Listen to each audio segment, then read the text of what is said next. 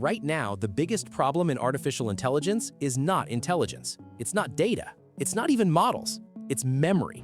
Every time you use an AI system, whether it's a chatbot, a coding assistant, or a search engine, there's something happening behind the scenes that almost no one talks about. A massive amount of data is being stored temporarily, processed, reused, and that invisible system is called the KV cache. And here's the issue. It's exploding. As AI models grow more powerful, they require more memory, not just to run, but to think. And that has created what some experts are calling a global AI memory bottleneck. Now, enter a new breakthrough from Google, a system called TurboQuant. And if it works the way early results suggests, it doesn't just improve AI, it changes the entire economics of it. Let's strip away the hype. TurboQuant is not a product. It's not an app. It's not even a model. It's an algorithm. A very specific type of algorithm called a vector quantization method. At its core, TurboQuant is designed to do one thing: compress the memory used by AI systems. But not just any memory, the most expensive kind, the KV cache. According to early research and technical breakdowns, TurboQuant can reduce this memory usage by up to 6 times while maintaining accuracy. And that's where things get interesting, because in AI, memory is money. To understand TurboQuant, you need to understand the problem it's solving. Modern AI models, especially large language models, use something called attention. And attention relies on storing key and value pairs for every token processed. That storage grows with context length, model size, and number of layers. In long context scenarios, this KV cache can consume more memory than the model itself. For example, a large model with long context can require tens of gigabytes just for temporary memory. That's insane, and it creates 3 major problems: high cost, limited scalability, and hardware dependency. TurboQuant targets this exact bottleneck.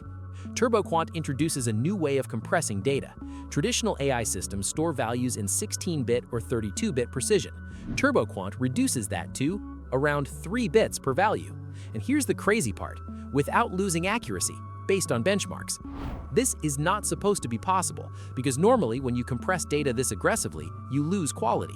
But TurboQuant uses a 2-stage system to avoid that. TurboQuant works in 2 main steps. 1. Polar quant. Instead of storing data in standard form, it transforms vectors into polar coordinates. This makes the data more structured and easier to compress.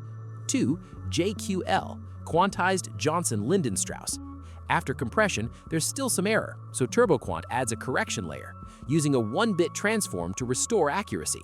Together, these steps allow massive compression, minimal distortion, and high performance. Now let's talk numbers. According to reports and benchmarks, 6x reduction in memory usage, up to 8x faster attention computation, and 0 retraining required. That last point is critical, because most optimizations require retraining models. TurboQuant doesn't. It works at inference time, meaning you can apply it instantly to existing models. This is not just a technical improvement, it's a strategic shift, because AI today is limited by GPU memory, cost per query, and infrastructure scaling. TurboQuant directly reduces all 3. That means cheaper AI, faster AI, and more accessible AI. And that opens the door to something much bigger. There's a term floating around in the industry: the RAM apocalypse. It refers to the growing demand for memory due to AI. Some reports suggest AI systems are consuming memory faster than supply can keep up. TurboQuant could change that by reducing memory requirements drastically. In fact, early reactions even impacted memory chip companies, with stock drops reported after the announcement. That tells you something important. This is not a small update. It's a market-moving development. On Reddit and developer forums, the reaction has been intense. One user summarized it like this: 6x less memory, 8x speed, 0 accuracy loss. Another pointed out, this could make long context models practical on consumer GPUs. And that's the key takeaway. TurboQuant doesn't just improve big systems, it enables smaller ones. One of the biggest implications is edge computing. Running AI locally has always been limited by hardware. But with TurboQuant, smaller memory footprint, lower compute requirements, faster inference. This could bring advanced AI to smartphones, laptops, and embedded systems, and that changes accessibility completely. TurboQuant is not just about efficiency, it's about scale. In search systems, vector operations are everywhere. By reducing memory and increasing speed, indexing becomes faster, retrieval becomes more efficient, and personalization improves. This aligns perfectly with Google's broader strategy, AI-first search. TurboQuant gives Google an advantage because efficiency matters just as much as intelligence.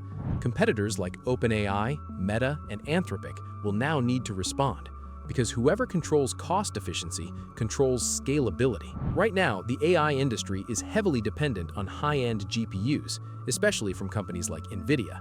These GPUs are expensive, limited in supply, and power-hungry. And that creates a bottleneck. Not everyone can afford to build large-scale AI systems. TurboQuant changes that equation.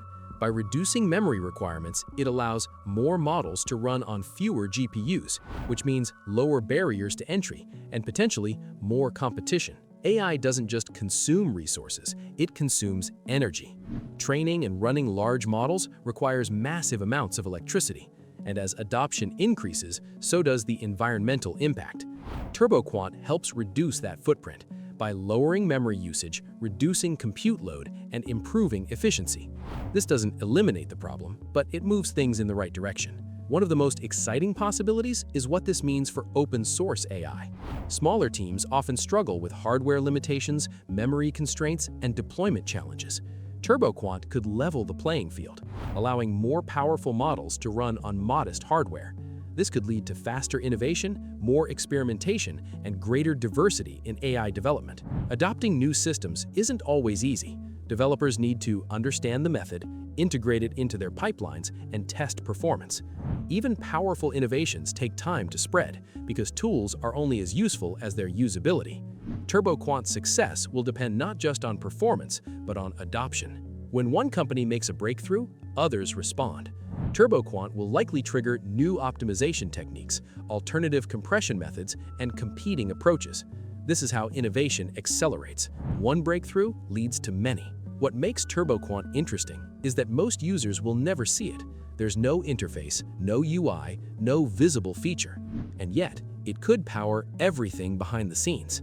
This is what you call an invisible revolution, where the impact is massive but hidden. Let's talk money. AI is expensive. Running large models costs millions. TurboQuant reduces memory costs, compute costs, and infrastructure costs. That changes the business model. AI becomes more profitable, more scalable, and more competitive. One of the biggest limitations today is context length. Longer context equals more memory. But with TurboQuant, long context becomes cheaper. That means better conversations, better reasoning, and more complex tasks. But let's be realistic. This is still early. Real-world performance may vary. Benchmarks don't always translate perfectly, and integration takes time. Even developers experimenting with it say it's not fully production-ready everywhere yet. TurboQuant represents a shift in AI thinking, from bigger models to smarter efficiency. Instead of scaling endlessly, we optimize. TurboQuant is not flashy, it's not visible, but it might be one of the most important breakthroughs in AI infrastructure because it solves a problem that everything else depends on. AI isn't just getting smarter, it's getting leaner. And with TurboQuant, that might be what finally unlocks its full potential. That's it. If you like this breakdown, make sure to subscribe to the channel. Catch you in the next one.